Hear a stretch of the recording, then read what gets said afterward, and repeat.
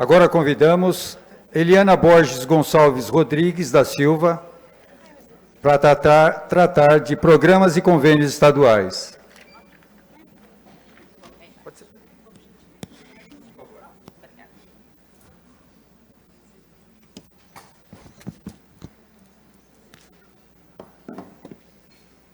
Boa tarde a todas e todos. Muito obrigada, deputada, pelo convite. Boa tarde aos meus colegas que estão na mesa. É uma alegria estar aqui com vocês. Meu nome é Eliana Borges, sou coordenadora estadual da Polícia sobre Drogas do Estado de São Paulo, a qual me orgulho bastante, né? Minha formação é psicologia e eu fui convidada por esse governo para continuar à frente de uma das políticas que está aí no centro de tantos questionamentos, de tantos debates, de tantas lutas, para estar superando a questão não só da dependência química, quanto da população em situação de rua. Eu vou pedir, como se diz, um parêntese para falar um pouquinho sobre a dependência química, qual é o olhar que nós temos sobre a dependência química, e a partir disso eu vou falar um pouquinho que trabalho nós desenvolvemos e como vocês podem se tornar parceiros nossos nesse trabalho. Então, quando a gente vai falar de dependência química, não adianta a gente ter paixões. A gente precisa olhar essa realidade, que é essa realidade desse indivíduo. O que eu estou falando de dependência química? Eu estou falando de dependência química daquele lugar puramente da academia que vai falar que é uma doença biopsicossocial. Vai resolver? Faz sentido para a família? Faz sentido para o indivíduo? Mas e se eu começar a pensar a dependência química entendendo o passado, o presente e o futuro? Como que a gente vai pensar nisso? Qual é a função da droga na vida da pessoa? A primeira pergunta, quando a gente pensa em superar a questão da dependência química, é entender qual é a função que a droga tem na vida dessa pessoa. Não só no hoje, mas por que ela adentrou a dependência química? E aí, eu gosto de contar histórias, né? Eu sou uma mineira, e mineira adora causos, né? E aí, eu sou da área da psicologia, da psicologia social, sócio-histórica, que ela vai buscando as raízes, vai entendendo o contexto. E eu vou contar uma história que eu ouvi de uma pessoa na Praça da Sé. A nossa equipe não é uma equipe grande, mas sempre que a gente pode, às sextas-feiras, a gente faz incursões. Nós vamos ou para a Sé, ou nós vamos para alguma unidade nossa, ou vamos para a região ali das cenas de uso de São Paulo, em algum lugar nós vamos estar para ouvir as pessoas. E na Sé, um dia, deputada, nós estávamos conversando com uma pessoa ali, estrutura óssea bastante já deteriorada pelo uso de drogas, o álcool, muitos anos em situação de rua. E aí um colega nosso perguntou assim: amigo, o que te falta para você sair da situação de rua? É um trabalho? É uma casa? O que está faltando? E ele conta a seguinte história para nós. Eu era um grande empresário. Em algum momento eu me envolvi com uma outra pessoa, que não era minha esposa e meus filhos, abandonei toda essa família e fui, viver esse grande amor. Em nome desse grande amor, eu passei bens para essa pessoa e etc. Até que, em determinado momento, ela entrou com medida protetiva para que eu não chegasse perto dela. E aí, meu mundo desabou.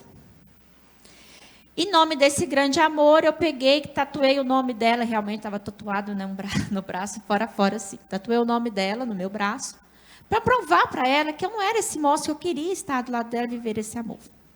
E foi quando a minha ficha caiu, que eu tinha destruído tudo pelo nada. De tudo isto, eu ainda tenho casas de aluguel, que eu vou todo mês, no final do mês, recebo o aluguel e volto aqui para a Sé e continuo no uso de drogas. Então, ele derrubou nosso conceito de casa e nosso conceito de renda. Aí ele colocou a nossa mão, assim, a minha mão, e pegou minha mão e falou assim: o que falta para eu deixar a droga é tampar esse buraco que está aqui. Então, falar em dependência química é entender por que a pessoa adentra na dependência química. Eu posso usar o argumento mais simplista possível, quer dizer que foi por causa dos amigos. É simplista. A curiosidade leva à experimentação. O que me faz tornar dependente? O que está por trás? Para cada pessoa, eu tenho uma resposta. Então, falar em prevenção é falar em cuidado com as nossas meninas contra a violência sexual, que nas meninas, nas mulheres, a gente traz muita questão de dependência química associada à dependência sexual ou à violência sexual na infância e adolescência. É cuidar desses meninos no que tange a situações de vulnerabilidade. Os meninos não falam, mas sofrem sim violência sexual, e isso não aparece porque a sociedade é preconceituosa. Nós temos aqui uma grande parceira nossa, que é o Desafio Jovem de Santo André, e eles sabem que isso aparece, né? Não é falado, é velado.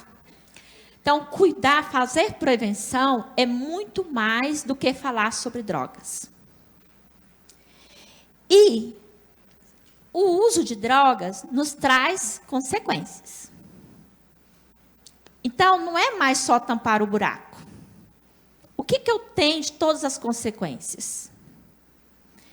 A partir de uma avaliação dessas consequências, eu consigo trabalhar com eles o futuro. Então, eu preciso entender o passado, compreender esse presente e planejar com eles o futuro. E eu sempre brinco, planejar o futuro é dividir a meta em fatias. Porque se eu falar que a meta é lá no alto, eles vão dizer, eu não dou conta. Então, a gente divide a nossa meta em etapas. Isso foi uma pequena fala sobre a questão da dependência química. Quem está passando? Então, nosso serviço é estruturado em fases, que é justamente esse início, que é o serviço de acolhimento terapêutico, que eu estou pensando as causas, trabalhando as consequências e já construindo com ele o futuro, que aí já vai acontecer muito na reintegração social, o trabalho da inclusão produtiva e do autossustento e um novo serviço que nós estamos implantando, que é o de apoio aos familiares e aquelas pessoas que já passaram pelo tratamento, mas que elas precisam ainda sentir-se cuidada. E isso é muito importante. Por quê? Eu tenho um menino de 40 anos, né? Não é meu filho, meus meninos. Eu tenho um de 40 anos. Esse menino, ele, infelizmente, a mãe, quando teve, já foi na região de uso ali da região da Cracolândia. E ele foi abandonado pelos familiares aos 8 anos. Então, ele viveu dos 8 anos de idade aos 36 na região ali da Nova Luz, em torno, né, das cenas de uso aberto, da Cracolândia.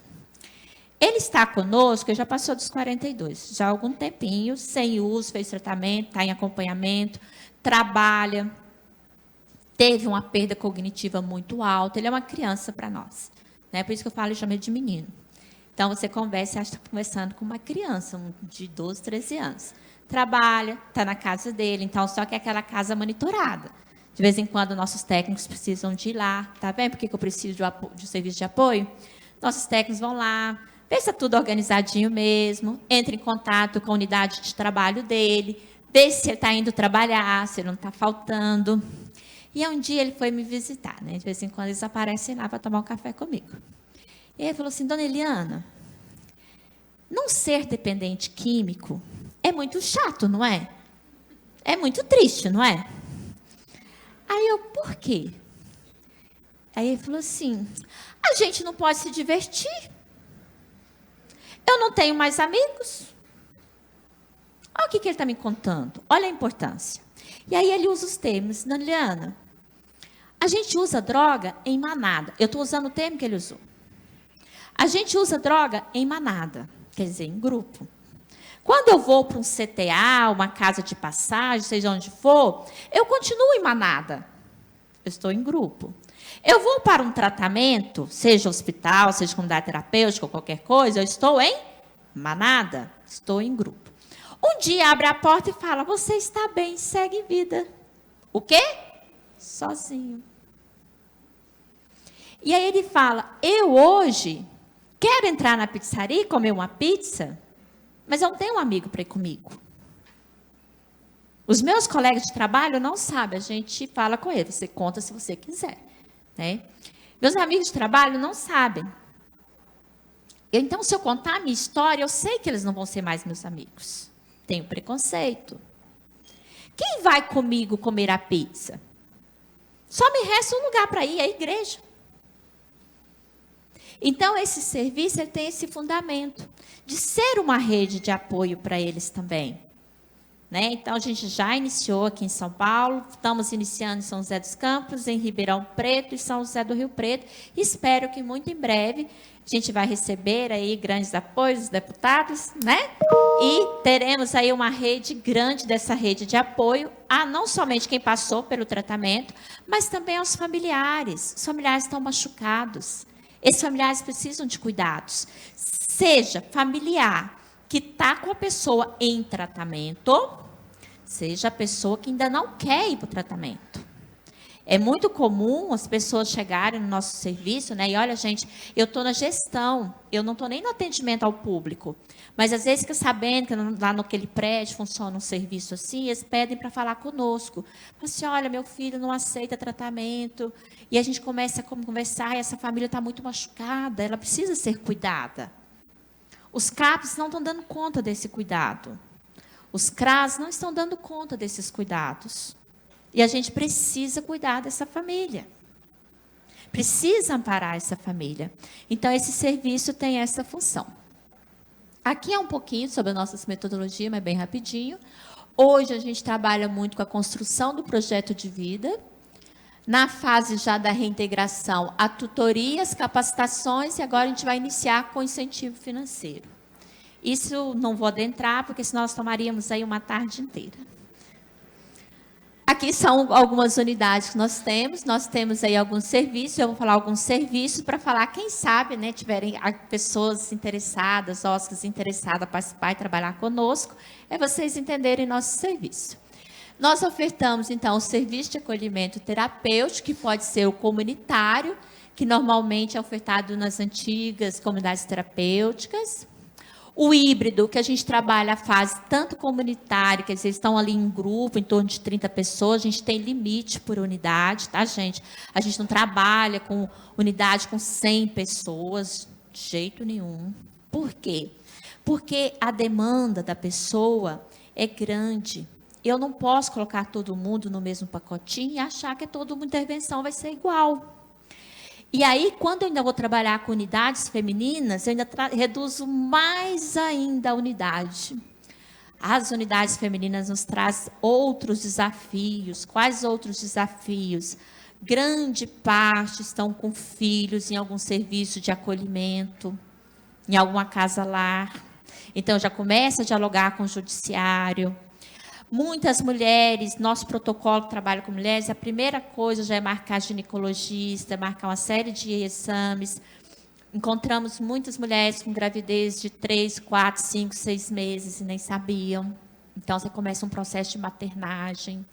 Outras, infelizmente, com miomas, com câncer, etc.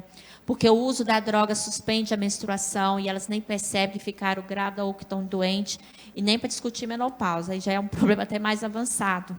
Então, tem todo um protocolo que precisa ser cuidado. Quando para o uso de droga, volta a menstruar, elas têm crises horrorosas de dores. A gente tenta aí os hormônios pulando de cima para baixo, que eu brinco com elas, assim, calma, a gente vai conseguir, vai te ajudar. Então, o olhar é muito diferente quando se trabalha com mulheres. Nós temos também as casas terapêuticas, convido vocês a conhecer nossa unidade modelo, que foi implantado, nosso projeto piloto foi na Vila Mariana, e estamos aí implantando novos serviços. Nós temos unidades voltadas aí para o público LGBTQIA+, que também tem sido um grande desafio para nós, principalmente quando a gente trabalha com o grupo trans. O grupo trans traz para nós outras situações, como, além de todo o preconceito, a própria dependência química. Muitos foram expulsos de casa muito cedo. Ainda tem alguns que utilizam o bendito do silicone industrial e traz outros problemas. Isso porque ainda nem vou discutir a parte hormonal. Então, são outros desafios. Em São Paulo, só um pouquinho. Em São Paulo, nós temos casas de passagem, tá? A casa de passagem para nós é muito suporte ali para a região da Cracolândia. Por quê? Porque as pessoas, que à medida que forem abordadas na rua, ela aceita a intervenção, ela vai primeiro para a casa de passagem, para depois passar para uma avaliação médica, para a gente encaminhar para qual serviço pode ir. Aqui são fotos de repúblicas nossas. Eu tenho um carinho muito especial pelas nossas repúblicas. As repúblicas são para essas pessoas que passou pelo tratamento, mas elas não têm uma retaguarda familiar. Ou porque foi rompida, ou porque está muito machucada, ou porque a família está ali num ambiente muito próximo ao tráfico, muito propício ao uso de drogas. Então, colocar ela ali de volta é colocar ela em situação de risco. Então, elas vão para as repúblicas. E as repúblicas é muito bonito, né? Eu gosto muito das repúblicas. É igual a república de estudante mesmo, né? Então, a média de 12, no máximo 15 por unidade. Eles ficam com a chave da casa, a chave é deles, vão trabalhar, voltam, eles se responsabilizam por tudo. E mais, ali eles têm mentoria e tutoria. Além de todos esses serviços, tem atendimento psicológico, todos têm atendimento com assistente social e uma série de outros profissionais. Mas da República, a gente trabalha com eles algo muito primordial. O que é esse primordial? Na rua, a única coisa que eles não conseguem gratuitamente é a droga. Então, quando o dinheiro chega na mão, o que é que vai buscar? Droga. Então, a gente trabalha com eles o ressignificado do dinheiro, o planejamento. Por quê? Se antes o dinheiro ia para o consumo de drogas, agora onde eu vou investir na minha vida? Percebeu que superar a dependência química é superar tantas outras coisas e todo mundo acha que é puramente olhar do ponto de vista de uma doença. Hoje, gente, nós temos 1.420 vagas, né, em comunidades terapêuticas, modelos híbridos ou comunitários, 270 vagas nesses modelos de casa terapêutica mais residencial, 119 vagas em repúblicas, 60 vagas de casas de passagem e assim vai. A nossa rede, a gente atua em todo o estado de São Paulo, nós temos mais de 40 unidades distribuídas em todo o estado de São Paulo e já atendemos mais de 35 mil pessoas. Então, uma rede bastante robusta. Pode passar? É o que eu coloquei anteriormente, o nosso olhar é um olhar bem integral para esse indivíduo. Eu não posso olhá-lo apenas como uma pessoa doente. Se eu olhar assim, eu já olho ele como um incapaz. E não é isso, nós olhamos como pessoas com potencialidades. E é essa paixão que cada uma das organizações que trabalham conosco traz no olhar. Né? Cada servidor, estou vendo aqui minha colega, né? A gente traz muito essa paixão. Que indivíduo é esse? O que ele traz? Que história? Eu me lembro de uma mãe que olhou para um dia para mim e falou assim, quando a minha filha nasceu, nunca que eu pensei, ela vai ser um usuário de drogas. Ela vai ser uma traficante, vai ser um bandido. E quando nós trabalhamos com eles, é resgatar esse lindo bebê, que a gente tinha sonhos para eles, a sociedade tinha sonhos para eles. E é nosso dever olhá-los assim. Pode passar? Então, nós temos hoje 2 tipos de contratos, né? Um que todos nosso trabalho é com o OSC, então todos têm que estar aí, né? Com o estatuto com base na 13019. Temos um modelo de atuação em rede que a gente celebra um contrato, né, por meio de chamamento público com uma celebrante, e essa celebrante fecha os contratos com as executoras, e também temos contratos diretos, que é no caso das casas de passagens e casas terapêuticas. Então, o contrato é direto. Enquanto aqui, no termo de colaboração, contrato direto, ele é um serviço que o Estado tem que dar conta dele exclusivamente, financeiramente, ele tem que custear, nos demais é apenas um cofinanciamento. A gente está tentando elevar e fazer uma mudança desse modelo de contrato. O nosso orçamento vem do desenvolvimento social, da saúde, do próprio Tesouro, porque a política sobre drogas não pode ser entendida como uma política puramente de saúde ou de assistência social, ou de qualquer outra pasta específica, ela perpassa. E aí, deputado, nós temos um grande problema.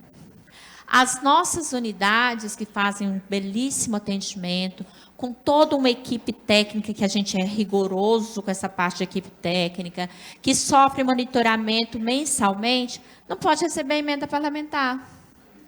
Precisamos rever essa legislação o mais urgente possível, né, que poderia melhorar e muito as nossas estruturas, porque poderiam investir na aquisição de equipamentos. E aí, para essa instituição melhorar a qualidade dos equipamentos, a gente acaba dependendo muito de doações, elas fazendo, né, a pizza, fazendo o almoço, os jantares, ou buscando doações. A gente precisa rever isso com uma certa urgência, para que as unidades que trabalham com a nossa secretaria, com a COED, possa também vir a receber emendas parlamentares. Salvo quem trabalha com República. República, caso de passagem, podem receber, mas quem está trabalhando com comunidades não podem receber, infelizmente. Alguém levantou a mão.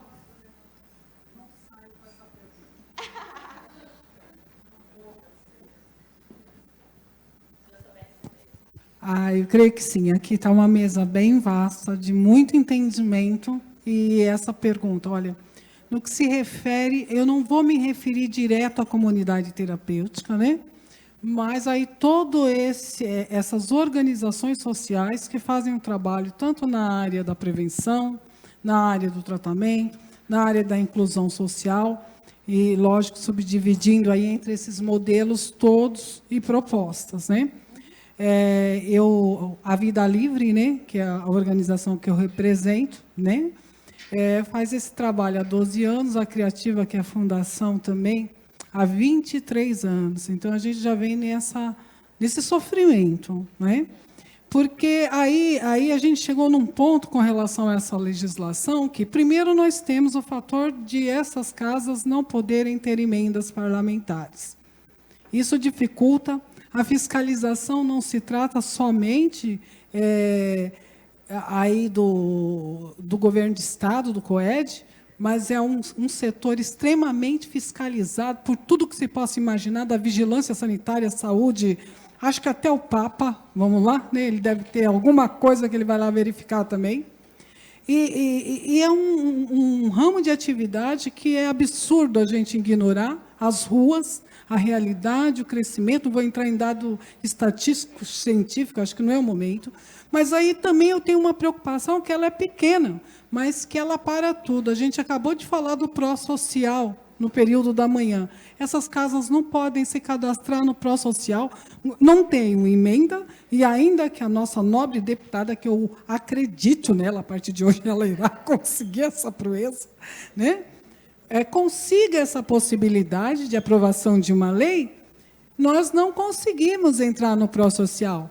E isso eu acho o maior processo de exclusão social. Isso é uma denúncia, é uma maneira de você excluir um segmento e não dar a menor possibilidade de existência para todos aqueles, independente de comunidade terapêutica, pós, família acolhedora. Você sai para um estado de marginalização quando você tenta fazer algo nesse segmento. E é muito difícil, as pessoas desistem. Eu estou há 20 anos porque aguentei, aprendi a sofrer. Né? Qual que é o seu nome? Cida. Cida, obrigada pelo seu posicionamento. A Cida, ela traz uma angústia, deputada, que ela é real, ela é de grande parte que estão, né, aqui presentes. Nós temos o problema de não poder receber emenda parlamentar, porque nós não somos do SUAS. Mas a nossa secretaria tem 3 políticas públicas. Então, como que ficam as outras duas políticas públicas? O pró-social, tudo bem, o pró-social regulamentar quem é da assistência social, mas o que nós temos para regulamentar? Porque isso é um sistema interno para regulamentar as demais políticas públicas. Eu entendo você, isso também já foi colocado para o nosso secretário, ele tem trabalhado nisso, e agora eu tenho certeza que a deputada vai abraçar nós com tanto acolhimento e carinho, e nós teremos bons resultados, né? Aqui só alguns dados bem rapidinho, porque nosso tempo está estourado. Todos os dias, nós ofertamos, em média, 7.000 refeições na nossa rede, o que representa em torno de 210 mil refeições mês, não é pouca coisa. Nós ofertamos mensalmente uma média de 7.000 atendimentos psicológicos. São mais de 4.700 horas de atendimento. Nós ofertamos mais de 2.000 atendimentos por equipes assistenciais, mais de 320 grupos terapêuticos, em média, mais de 500 reuniões de mentoria e tutoria. Isso só para falar em alguns números. É uma rede que tem trabalhado, que a qualidade do serviço existe. Então, é importante recebermos recursos públicos para melhorar a qualidade desse serviço. Próximo, que é o último slide. Então, os documentos necessários para compor a rede, ela tem que ser uma OSC legalmente constituída. No nosso caso, é necessário ter expertise com populações vulneráveis, em especial população em situação de rua, mulheres vítimas de violência, grupos da diversidade sexual e atendimentos a dependentes químicos, porque isso é o que vai perpassar. Todas as certidões que a Roseli falou, como tem que estar o estatuto, porque todas as documentações da emenda parlamentar, nós exigimos também, fora só o sistema que não. E aí, como a nossa colega disse, ainda exigimos que tenha, para ter parceria conosco, 2 anos de experiência, de existência, né, documental, existência documental, não é existência da OSC por si só, é existência documental. AVCB e inscrição na vigilância sanitária. Lembrando que ainda somos fiscalizados pelo Ministério Público Federal, Ministério Público do Trabalho, CRP, CRES e, no meu caso, a nossa rede é fiscalizada por mim também. Muito obrigada, pessoal.